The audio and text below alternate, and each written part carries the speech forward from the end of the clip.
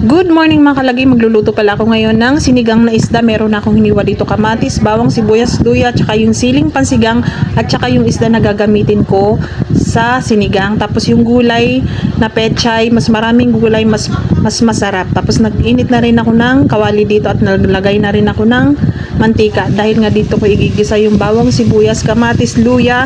Pinagsama-sama ko na sila para sabay-sabay silang maluto. At gusto ko pala sa kamatis, yung lutong-luto talaga, dahil nga mas masarap yung lutong-luto, yung durog na durog talaga na mag-brown-brown na siya. Pero depende na lang yan sa inyo kung paano kayo mag-isa. Ako yung ganito ako magluto. Tapos naglagay na rin ako ng tubig. Tapos ito pala yung okra, nakalimutan ko kanina ipakita, ilalagay ko rin yan para mas masarap kung maraming gulay. At ito yan, kung nakikita nyo, kumukulo na siya at ilalagay ko na rin yung isda. Iniisa-isa ko siya kasi para hindi siya magtalsikan kasi sobrang init nito at kumukulo-kulo talaga. At naglagay din pala ako dyan ng patis, paminta at hindi din ako naglalagay ng asin. Pero kung gusto niyo ng asin, pwede din naman. Ako kasi madalas ginagamit ko patis.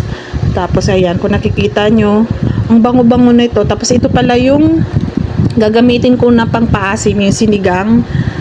Malaki yan pero ubusin ko yan kasi mas marami akong nilagay na sabaw kasi gusto ko talaga hihigop talaga ako ng sabaw. Mas masarap kung hihigop. O di ba? So wala mo nang diet. At kailangan mo lang din siyang hintayin na kumulo. Ito kasing pang sinigang, may alat na kasi yan. Depende na lang yan sa inyo kung gaano kayo. Kung gusto nyo ng mas maasim, ako din gusto ko yung tamang-tamang asim lang. So, hihintay lang na kumulo at nilagay ko na din yung okra. Kasi ito, mas matagal itong maluto kaysa doon sa pechay. Yung pechay kasi mas madali, malapit. Madali lang siya maluto. Ayan, kung nakita nyo, nilagay ko na rin yung pechay.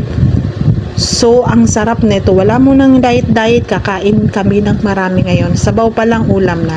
So, yan ang ulam namin for today's vlog mga kalagi. Kayo, ano ang ulam nyo? At ako'y nabubulol na pagpasensyahan nyo niya dahil nga bilis-bilis ko naman magsalita at dahil nga nagbo-voice overs lang ako. So, yun lang. Share ko lang.